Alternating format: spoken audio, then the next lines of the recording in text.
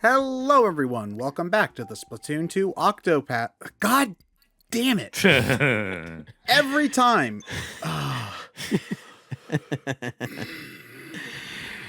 In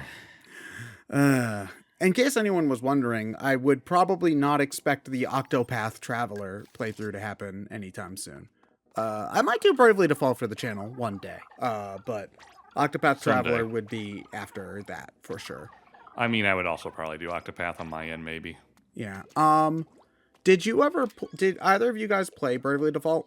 Just out of curiosity. Yeah. I played a bit of it, but my relationship with handheld systems is troubled. I couldn't really stick with it for any length of time. I was looking forward to Bravely Default 2, but it seems a little low effort. Yeah, it just, for some reason, it just didn't transition great to HD. It feels a little bit like they did that thing Three Houses did, where it was clearly an engine made for handhelds, but whereas Three Houses at least upgraded its presentation so that it did things that the handheld games didn't do. So even if the engine was a bit rough around the edges, it did feel like they were putting in the effort. Bravely Default 2 just kind of feels like a handheld game, but at a higher resolution. Yeah, kind of like Pokemon Sword and Shield is clearly just a 3DS engine that they tried to upscale. It's and it weird for me. Work that very well. Because in a lot of ways, I think the 3DS games look better in that the art style is more kind of like... Well, the screens are smaller, so you don't need to look at details as much. Yeah, but it has kind of that more watercolor look to it. Whereas... Again, because that works better on a smaller screen. Meanwhile, you're on a TV / Well, a much higher definition visual, that so kind you're of going to be style naturally can seeing look more. fine on a larger TV if it's done right. Oddly enough, one of the nicest looking games that I've played recently is Final Fantasy IX with an upscale mod. Oh, you finally got the PC version? Yeah, it's it was like $10 on the summer sale, so I snagged it and installed the mod. And the upscale mod makes 9 look gorgeous. Yes. How long does it take for battles to load in the PC version? Less time than the PS1 version. Okay. There isn't quite as much. It's the updated version, so you can just turn random battles off if you want as well. Oh, yeah. Well, here's the thing. I don't mind random battles. I just don't want them to take forever. Yeah, the problem was that in PS1, the PS1 version I know. really pushing the system.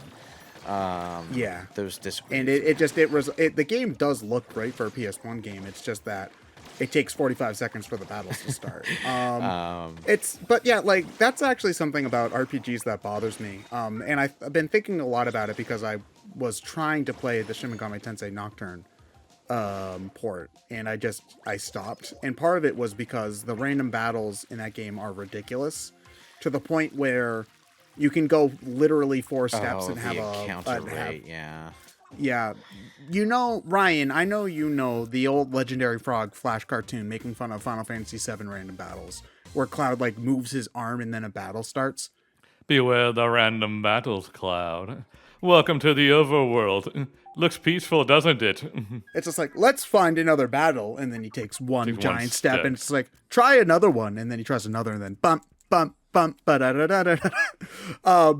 No, I don't know why a random squirrel has a magic fire rating in 37 gil. It will forever be a mystery. Yeah, it doesn't feel like a parody when you're talking about SMT3 Nocturne, is the thing. But I was thinking about that. Random battles don't bother me in, like, Dragon Quest, for example, or like the SNES Final Fantasies. They don't really bother me there either. But they do bother me in like Pokemon in caves. They bothered me in SMT3. So I was thinking, what's the difference between the two of them? And really, for me, it's just about frequency and how much you have to work for them. Because in something like Pokemon, the random encounters usually aren't the things that require a lot of effort. Like when you're fighting a wild Pokemon, you're either running away or it's weak enough that you can just one-shot it. You know, like if you have a rock Pokemon in front in a cave, you'll probably be fine because you can rock attack all the Zubats or whatever. In Pokemon, usually it's the trainer fights where you actually have to exert some amount of effort. But when you have encounter after encounter that feels mindless, that's when random encounters start feeling like a hindrance to the game rather than just part of it. And I was having that same thing with SMT3 Nocturne, because despite its reputation, it's actually not that difficult as long as you know what you're doing, to the point where I auto-battled most of my fights. When the encounter rate's that high, it just feels like it's getting in the way of you trying to get through the goddamn dungeon. It really does. One of the things that you need to watch out for as far as the encounter rate in that game goes is the phases of the moon. I think that actually does affect the encounter rate. Like, you're going to get more encounters when the moon is full and less when it's not. I mean, I'm not a huge fan of the moon phase mechanic in SMT in general. Yeah. That's part of why 4 is my favorite one, is because they just got rid of it and it doesn't exist. Although that is not the worst mechanic that SMT has ever had. If you go back to the really old games, like from the SNES and PS1 era, they have a system where you have to, I think it's called Magnetite, and it's just this resource that depletes when you have your demons out. So, in this game about demon hunting and demon collection, the game taxes you for using the demons that you hunted and collected. Okay. Yeah. There's a reason why it took mainline Shin Megami Tensei so long to catch on with a broader audience. I would say it's not even that mainline yet. I'm sure 5 will do that, because I'm sure they learned plenty of lessons from Persona 5. Yeah, but I'd say 4 had a decent audience, I would say. A decent audience, but it's nowhere near what Persona even was in Persona 4, I think, at the time. Yeah, I still think Persona 4 was a bigger success than SMT4 was. Oh, yes. No, for sure. It's just, there's a reason why Nocturne was like a super, super culty kind of game for a long time. And it's because the games just kind of were obtuse just for the sake of being obtuse for a while. And it turns out people are okay with having a challenging game if the game's actually challenging and not just inconvenient.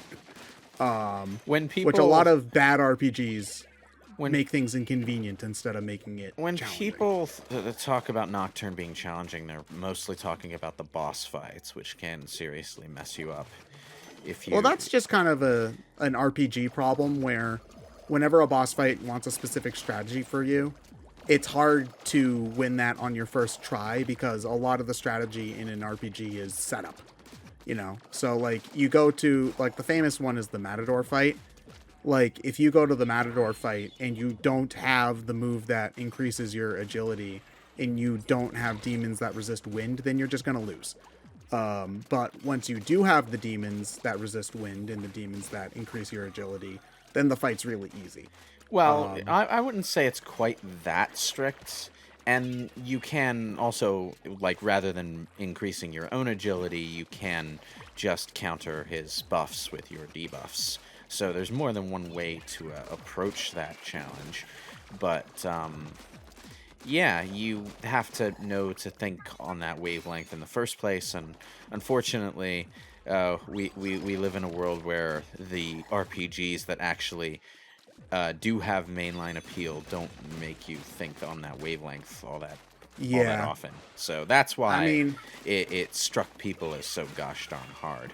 Of course, it also doesn't help that the Matador boss wasn't part of the original game balance in the first place. I mean, it is important that it's there, because it does force you to learn how to do all that stuff. But, like, Matador is only hard if the only RPGs you've played before are Final Fantasy. Of course, Matador is followed, not long after by Thor. And Thor is just that kind of boss that hits hard. And, so those two bosses so close together kind of felt like the game was seriously spiking all of a sudden. It's not... Nocturne as a whole isn't that hard. There's just specific, very hard parts. And then, almost immediately after Thor, you fight fucking Dante. I actually didn't have any trouble with, in my version, I faced Raito Kuzunoha, because I'm not paying $7.99 for a meme. Oh, thanks. I don't think Raito's quite as hard to beat as Dante at that point in the game.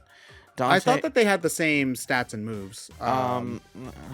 Like just reskinned, obviously.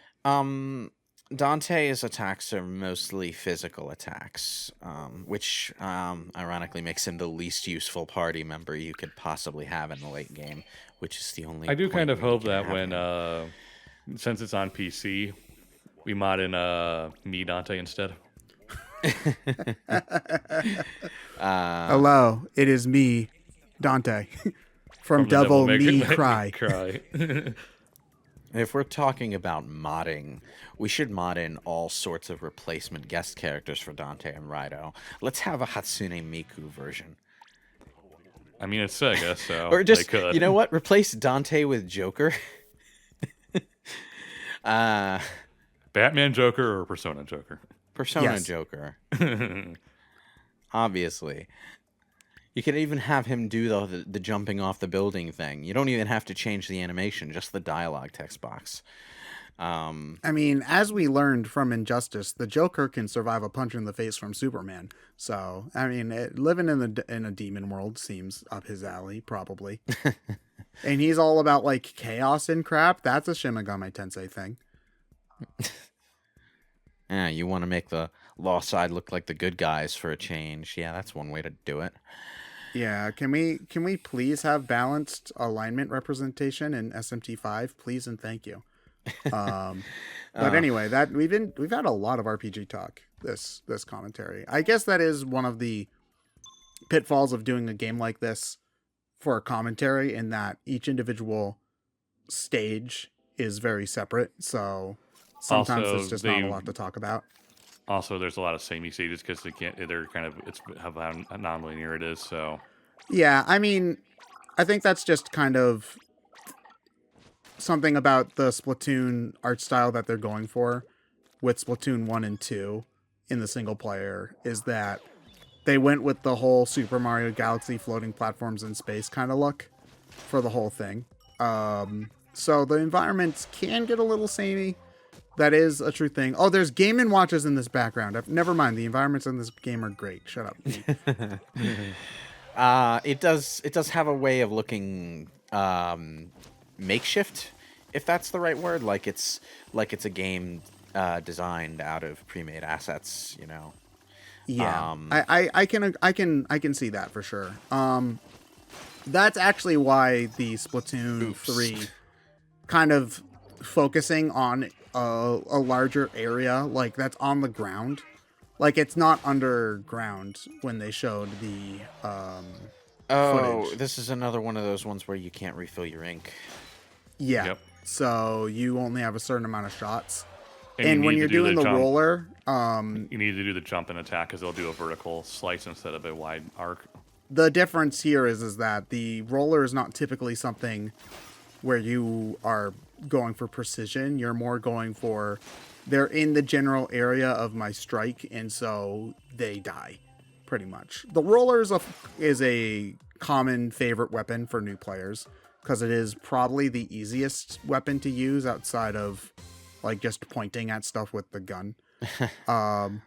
It's interesting though in that the roller, I find that is very good for new players and not as good when you try to get into higher level play until you get like excellent with it, and then it gets really, really good again. So it has kind of like a weird skill to effectiveness curve if you were to look at it on a chart. That's actually fairly normal for fighting games where a lot of beginner characters suck at mid-tier play. But when you like perfect everything, they get super good again because ultimately their buttons are so stable compared to everyone else. I know that like Smash Brothers is really the only fighting game I know a lot, like a decent amount about. Like Ganondorf is considered really good when you're playing like low level, or King K. Rool actually is probably a better. I would say it's K. Rool. Ganondorf is good no matter. I mean, it's bad no matter what. Yeah, like King K. Rool, I remember a lot of people had a lot of trouble fighting him because there's always a noob killer in Smash Brothers. Yeah. I can brawl Who was it in for? It was Diddy and Brawl for a long time. I remember for like the first week, everybody had trouble playing against Little Mac. And then people learned how to play the game, and nobody. People learned how to jump. It's the curve, the sort of the way that players regard characters over the course of a fighting game's lifespan has always been interesting to me.